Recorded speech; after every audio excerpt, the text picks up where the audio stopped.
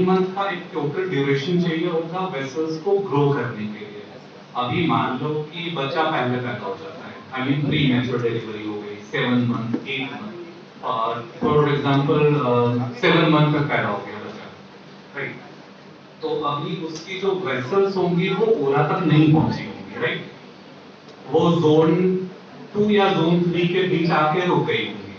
In that case जैसे ही बच्चा बाहर आता है, आई मीन वोम्ब के बाहर आता है, वेस्कुलर ग्रोथ हैम्पर हो जाएगी। अभी वो इट में take 2 different paths, either blood vessel normally grow करती चली जाए ओरा तक, और other way is blood vessel stop growing. जब भी वो स्टॉप हो जाती है ग्रो करने से, देन बॉडी नेचुरली जनरेट करती है एक केमिकल जिसे हम कहते हैं VEGF, vascular endothelial growth factors. Hopefully बहुत लोगों ने सुना होगा इस टर्म को, एंटी VEGF के टर्म में, एक्सेंट्रिक साजिश सबने सुना होगा। This is anti VEGF। So body VEGF secrete करती है, और एंटी VEGF अगर नहीं है बॉडी में, तो VEGF के रिस्पॉन्स में blood vessels will start growing in a different pattern. That pattern is blood vessel अभी रेटिना में ग्रो करने के बजाय विट्रस में ग्रो करेंगे, और ये कंडीशन कही जाती है रेटिनोपैथी ऑफ प्रीमैच्योरिटी। इसके डिफरेंट रिस्क होते हैं, लाइक अगर से ऑक्सीजन थेरेपी दी गई हो बच्चों को, NICU में रखा गया हो, या फोटोथेरेपी दी गई हो, या कुछ maternal risk factors like amniotic fluid का लेवल कम हो, मैटरनल इलनेस हो, या बेबी का बर्थ वेट कम हो, ये सारी चीजें जनरेट करती हैं हाइपॉक्सिया। हाइपॉक्सिया जनरेट होना एक बेसिक पैथोलॉजी है जिससे ब्लड वेसल्स की एबनॉर्मलिटी डेवलप होती है। सो एज अ रूल, कोई भी बच्चा जो 1.5 kg से 1.5 kg से कम होता है, या प्री मेच्योर है, से 8 मंथ्स और बिफोर अगर बच्चा डिलीवर करता है, in that case ROP screening mandatory है। अगर हमने नहीं करा तो होगा ये कि इनके इस बच्चे को बाद में ROP डेवलप होता है, then that particular pediatric hospital or pediatric doctor might land in some serious medical legal issues अगर ROP स्क्रीनिंग नहीं कराई गई हो पहले तो। Now, ब्रीफ आइडिया कि इसमें क्या होता है, से रेटिना को हमने 3 डिफरेंट जोन्स में डिवाइड करा हुआ है, जोन 1, 2 एंड 3। जोन ये सिर्फ एक एनाटॉमिकल फैक्टर है। डिस्क टू मैकुला के डिस्टेंस को अगर हम डबल कर देते हैं और डिस्क को सेंटर पे मान के एक सर्कल ड्रॉ करो, तो जो एरिया आता है दैट इज कॉल्ड जोन 1। उसी डिस्क से एक अनदर सर्कल ड्रॉ करो जो नेजल ओरा तक जाए, और वो जो सर्कल ड्रॉ होता है that is zone 2, and periphery is zone 3। ROP different stages में बढ़ता है। इसके ग्रेड्स होंगे 1 2 3 4 A B and 5। 1 2 कोई प्रॉब्लम नहीं है। 1 मींस एक डिमार्केशन लाइन आएगी, मींस वेसल्स और वैस्कुलर रेटिना और एवैस्कुलर रेटिना के बीच एक क्लियर डिमार्केशन लाइन अपीयर हो जाती है। हम इसे डिमार्केशन लाइन और जोन स्टेज 1 कहते हैं, कोई प्रॉब्लम नहीं है। स्टेज 1 चलने का। स्टेज 2, जब ये वेसल्स विट्रस में ग्रो करना शुरू करेंगी तो एक रिज का फॉर्मेशन होगा। ये जोन 2 में चला जाता है। जोन 2 भी कोई प्रॉब्लम नहीं है अगर हमने जोन 2 देखा रेटिना में से, ओके लॉक कर दो ना, यहाँ से करके लॉक। लेकिन अगर फाइन वेसल्स विट्रस में ग्रो कर जाती है देन इट्स जोन 3। एक ट्रीटमेंट का इंडिकेशन नहीं है, बट एक इंडिकेशन है कि वो आरओपी प्रोग्रेस कर रहा है from zone stage 2 to stage 3। एक और टर्म आता है, इसे हम कहते हैं APROP, aggressive posterior ROP. Sometimes इसे हम प्लस डिजीज और नॉन प्लस डिजीज कहते हैं। अगर वेसल्स में डायलेटेशन एंड टॉर्चुओसिटी है, even if it is stage 2 plus again is risky. Stage 3 plus is very risky, is indication of treatment. अगर plus नहीं है, no plus, also called as stage 3 minus, that means observation can be done. What is stage 4? See, अगर blood vessel vitreous में grow कर रही है तो उसके बाद डिटैचमेंट होगा, that is stage 4 1 A and B. A means focal detachment, B means near focal or macular involvement, 5 is convex, 5 stage 5 ROP के बाद prognosis is not very good. हमारे लिए इसलिए इम्पोर्टेंट है कि हम मैक्सिमम स्टेज 3 तक डिटेक्ट कर लें उससे, सो दैट कि ट्रीटमेंट के थ्रू रोक सकें। तो the treatment options, we have 2 treatment options. Most commonly हमें पीआरपी करना होता है। Y PRP? डायबिटीज में भी पीआरपी करते हैं। पीआरपी तो लेजर का रोल ये है कि जो एवास्कुलर रेटिना है उसे लेजर करके हम इतना थिन आउट कर दें कि वहाँ एवास्कुलरिटी खत्म हो जाए। फॉर एग्जाम्पल, मान लिया कि एक विलेज है कहीं दूर, उसको सिर्फ एक हाईवे जाता है। अभी विलेज को खाना पीना वटेवर उसी हाईवे से सप्लाई हो रहा है। इन केस अगर वो हाईवे बंद हो जाता है तो विलेज में फूड एंड मटेरियल की कमी होगी, राइट? फिर वो विलेज के लोग कहेंगे मेरे को डिमांड चाहिए, मतलब वो डिमांड जनरेट होगा, वहां के लोग मांगना शुरू करेंगे, तो एक्स्ट्रा सप्लाई शुरू होगी।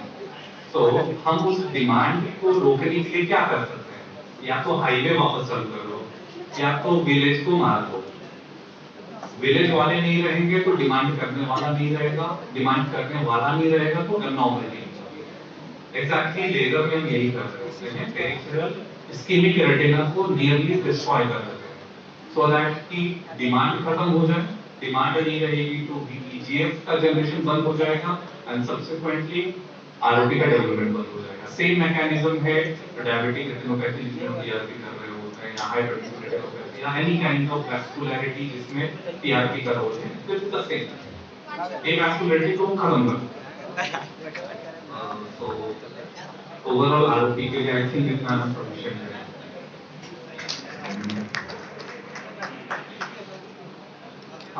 शुगर से नहीं हाँ देखो रेटिना में and one of them is floaters. मेरे ख्याल से फ्लोटर के पेशेंट हर किसी के पास आते हैं, हर किसी ने सुना होगा। हाँ sir. Floaters is vision normal है, दिखता सही है, लेकिन कुछ ब्लैक स्पॉट्स हैं। कुछ लोग इसे मक्खी, कुछ मच्छर, कुछ नेट, कुछ फाइबर्स ऐसे एक्सप्लेन करते हैं। जब भी आप ब्राइट बैकग्राउंड में देखेंगे वो ज्यादा दिखेंगे, अंधेरे कमरे में जनरली फ्लोटर्स नहीं दिखाई पड़ते। Reason Tyndall effect. हमने देखा होगा ना कि अगर लाइट की तरफ देखो तो जो सराउंडिंग स्ट्रक्चर है वो शैडो कास्ट करते हैं रेटिना पर। यही वजह है फ्लोटर आने का। Mostly floaters normal and they are physiological. Next slide. Next slide. एक पहले बतिया में नींद कहाँ से? इसे पहले आगे बढ़ रहे हैं। हमसे कह रहे थे कि उसमें जाओ, इसमें लैपटॉप वाले में ताम के परमेश्वर को ले लेते तो बढ़िया रहता है। परमेश्वर ले लेते तो बढ़िया रहता सर, हम दोनों अगली बार किए थे तो इस बार भी उसे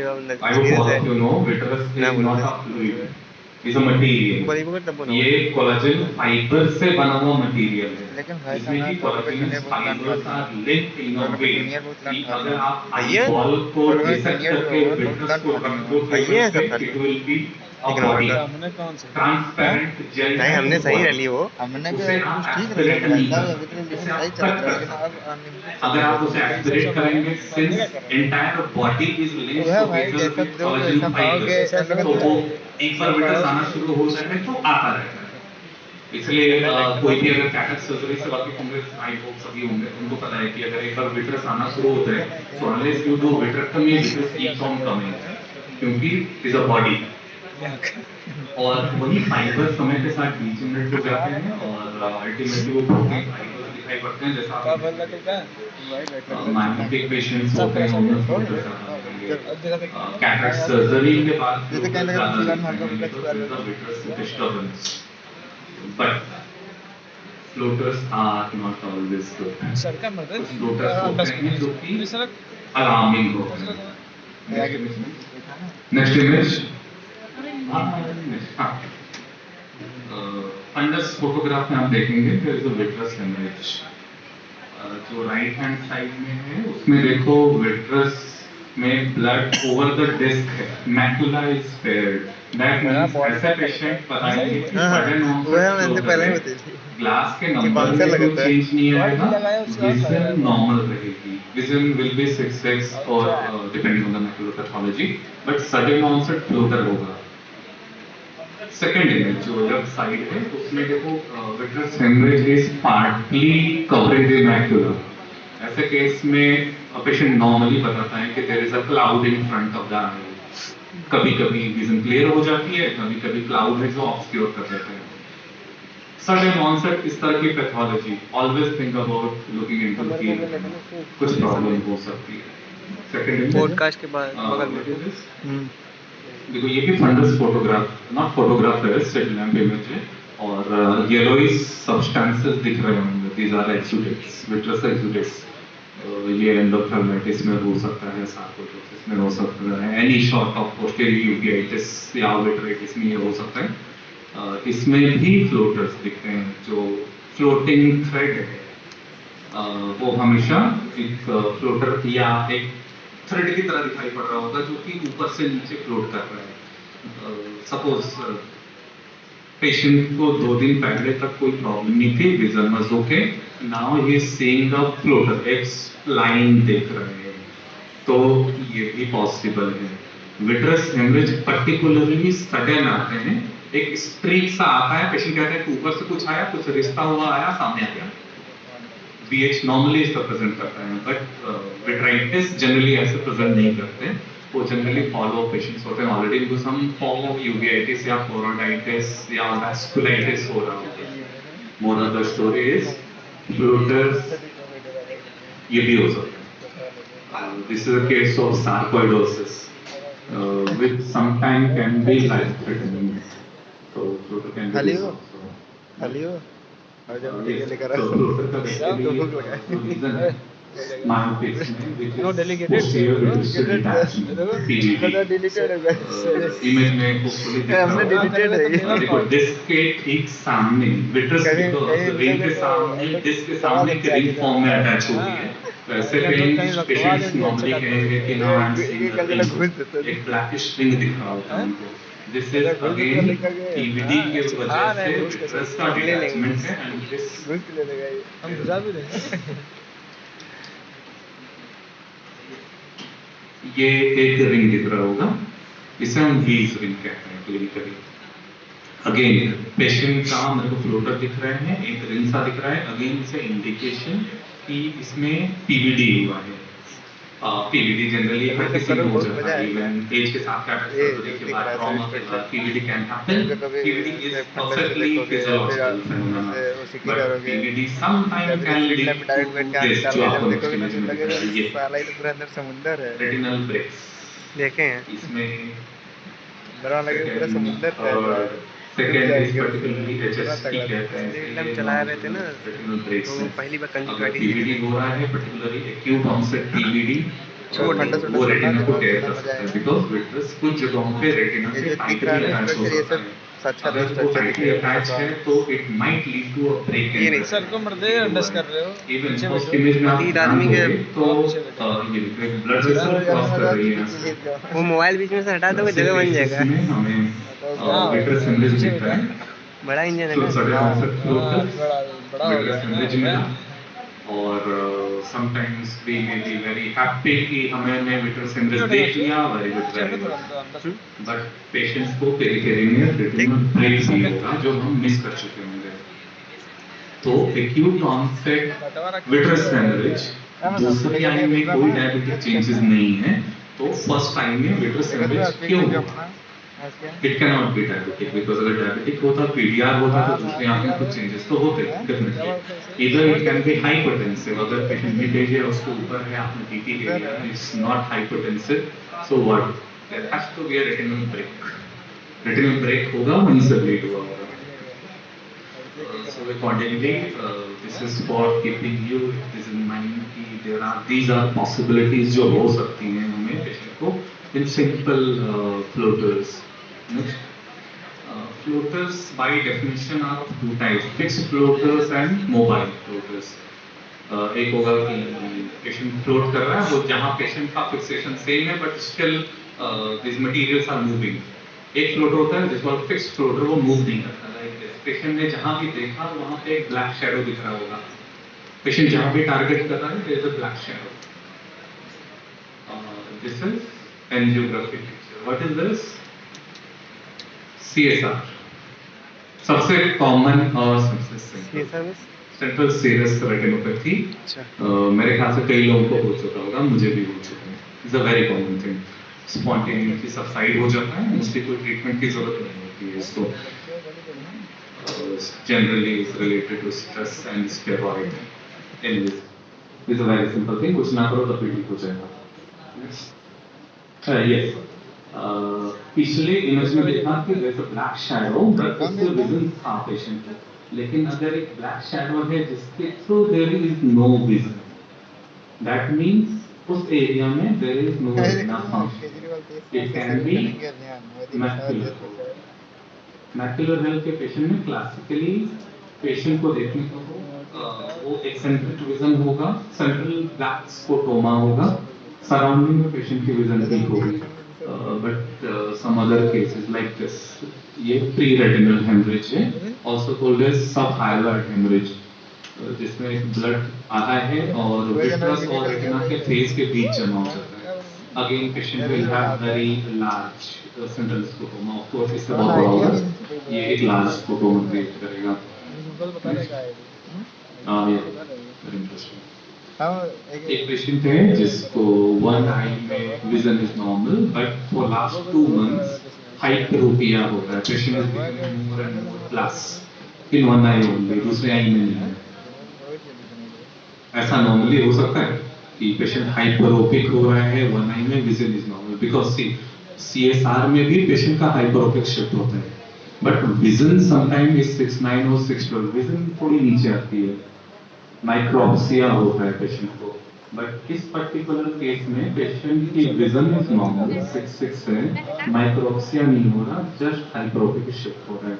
CT में आपको क्या दिख रहा है इनमें? यहाँ पे there is a tumour behind the orbit, eyeball के पीछे ट्यूमर है और ये रेटिना को फ्लैट कर रहा है। So axial length of eye is reducing, subsequently patient hyperopic हो रहा है वन आई में प्रोग्रेसिवली। तो ये भी पॉसिबिलिटी रखो, और उसके ऊपर अगर प्रोप्टोसिस है, so it has to be a tumour और some mass behind the eye. Early stages में प्रोप्टोसिस बहुत प्रोमिनेंट नहीं होता है, तो स्लोली प्रोग्रेस करता है। सेंट्रल स्कोटोमा के बजाय there can be a peripheral scotoma. Central नजर इज 6/6, पेशेंट को डिफिकल्टी हो रही है, वो टेम्पोरल, सुपीरियर, इंफीरियर, नेचुरल, कोई एक विजन में स्कोटोमा आ रहा है, उसको चलने ड्राइविंग में प्रॉब्लम हो रही है, but central vision is okay. 6/6 possibility most common is retinal detachment eccentric, macula non-involving, macula attached retinal detachment। इसमें तो देखो मैक्युला के बहुत क्लोज आ गए हैं। समटाइम्स ये डिटैचमेंट आर्केड के ऊपर होता है। ऐसे केस में कई बार बहुत ध्यान देने में पेशेंट कहते हैं कि मैं तो नीचे या ऊपर, अकॉर्डिंगली बिकॉज रेटिना में ऑपोजिट इमेज बनते हैं। ऊपर की रेटिना में डिटैचमेंट होगा तो पेशेंट को स्कोटोमा नीचे होगा, and likewise nasal है तो temporal develop होगा because retina sees the opposite। तो this is also a possibility, central vision intact। मान लो इस केस में because detachment is just crossing the macula, ऐसे केस में पेशेंट थोड़ा eccentric vision लेगा। very common things। कल तक पेशेंट ठीक था, आज उसको थोड़ा डिस्टॉर्टेड विजन आ रहा है। टिपिकली पेशेंट कहते हैं कि बेबी लहरों की तरह दिख रहा है, या स्ट्रेट लाइन को देखने की कोशिश कर रहे हैं तो बेबी या कटा हुआ दिख रहा है। Very common. CNVM early stage, ये CNVM तो थोड़ा एडवांस हो गया, विजन इसमें ड्रॉप हो जाएगी, बट वेरी अर्ली केसेस जिसमें CNVM जस्ट डेवलप होता है उसमें विजन इज नॉर्मल, पेशेंट 6/6 देखेगा, हाइपरोपिक शिफ्ट नहीं होगा, just patient will have distorted vision. आप करेक्शन करोगे तो वो टोटल बेस्ट करेक्शन 6/6 भी पहुंच जाएगा, बट टिपिकली डिस्टॉर्टेड और wavy vision means think about CNVM। because CNVM is an emergency. We have to treat it within 72 hours to have the best results. दूसरे image इसमें आप देखोगे थोड़ा ब्लड दिखेगा, थोड़ा ब्लड के कुछ कपाल भाती कितने लोग करेंगे। तो कपाल भाती में जब भी आप सांस रोककर अपने एब्डोमेन को टाइटली खींचते हो ना, this is Valsalva. Valsalva means try to exhale with keeping your nose shut close. तो क्या होगा कि अपर बॉडी में बिकॉज़ यू नो कि जो हमारे लोअर बॉडी पार्ट्स हैं उसमें सारे वेन्स जो हाथ में ड्रेन हो रहे हैं वो वाल्व होता है। That means blood can flow in one direction only. वो पैर से ब्लड ऊपर आता है, नीचे नहीं जा सकता through the veins. But upper body is के वेन्स वाल्वलेस होते हैं। ये blood in the veins upper body में बोथ डायरेक्शन में फ्लो करता है।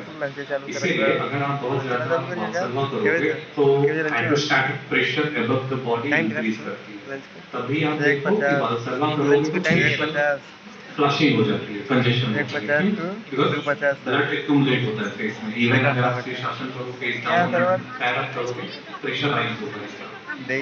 एनीवे नेक्स्ट वही लगाओ ना, टैग कर दो, हम लोग सपोर्ट कर देंगे। ज्यादातर वालसल्वा के बहुत तेज खांसी आ गई, ज्यादातर लोगों को कपालभाति कहते हैं ना। हाँ, वो करते हुए कपालभाति कर रहे थे, 1 घंटे बाद पता चला कि बीच में विजन डिस्टॉर्टेड हो गई या बीच में शैडो आना शुरू हो गया। ज्यादा टाइट कराए ना वालसल्वा इसमें भी आपको डिस्टॉर्टेड विजन दिखाई पड़ेगा। विजन में और may not be normal depending on extent of और ये bleed is typically intra retinal, ये ऊपर मिलता है रेटिना के लेयर्स के बीच में होता है। बेस्ट पार्ट इज कि ये खुद ब खुद रिजॉल्व हो जाते हैं without any treatment. CNVM anti चाहिए होगा। यस, डायबिटिक मैकुलर एडिमा हर किसी ने देखा होगा। देखो डायबिटिक मैकुलर एडिमा में बहुत कॉमन चीज़ है कि सारे पेशेंट डायबिटिक होंगे और पेशेंट्स को फोटोफोबिया होगा। पेशेंट धूप में जाता है, धूप ही कैन नॉट टॉलरेट धूप, बहुत टिपिकल फीचर है। फोटोफोबिया हो रहा है पेशेंट को, दैट मींस कि उसके मैकुला में कुछ तो गड़बड़ है, या तो मैकुलर एडिमा है या तो मैकुलर हार्ट एक्सीडेंट्स है और मैकुलर स्कारिंग डेवलप हो रही है। Now depending on first image, intraretinal swelling है, सबरेटिनल स्वेलिंग है। Macular oedema image number 2, subretinal swelling नहीं है, सिर्फ इंट्रारेटिनल स्वेलिंग है। दोनों के बीच में टिपिकली जो प्रेजेंटेशन डिफरेंस होगा, बिकॉज इंट्रारेटिनल फ्लूइड विजन को ज्यादा कम नहीं करते, they cause distortion of this image and photophobia more. Subretinal fluid ये विजन को ज्यादा रिड्यूस करते हैं। तो and also subretinal fluid is an indication कि macular oedema is fresh. Early stages subretinal fluid होगा, लेट में सबरेटिनल फ्लूइड नहीं होगा। Always they will have DLT depending on macular oedema, photophobia, distortion of image. Okay, कभी भी retina में cone cells and rod sales दो होते हैं। कोन सेल्स हमेशा जिम्मेदार हैं ब्राइट लाइट कलर विजन के लिए, rod cells are responsible for dull vision, low light vision. Macula पे कोन मेजॉरिटी में होते हैं। Peripheral retina, peripheral means away from macula, rod cells होते हैं। रॉड सेल्स में किसी भी तरह से कोई एब्नॉर्मलिटी आ जाए तो नाइट ब्लाइंडनेस हो सकता है। See night blindness is not a correct term. Night ऐसा नहीं कि जैसे नाइट को ब्लाइंड हो गया, visibility is less but is not completely blind. अभी रॉड सेल को क्या क्या कर सकते हैं? रॉड सेल में रोडोप्सिन होता है। रोडोप्सिन में विटामिन ए का एक इंपॉर्टेंट मॉलिक्यूल है। So without vitamin A there is no rhodopsin, and without rhodopsin there is no rod cell. Vitamin A deficiency हो जाएगा। There are some genetic disorders, retinitis pigmentosa, बहुत लोग जानते होंगे। इसके अलावा there is a variety of retinal dystrophy और road dystrophy जिसमें rhodopsin अफेक्ट होता है और पेशेंट को नाइट ब्लाइंड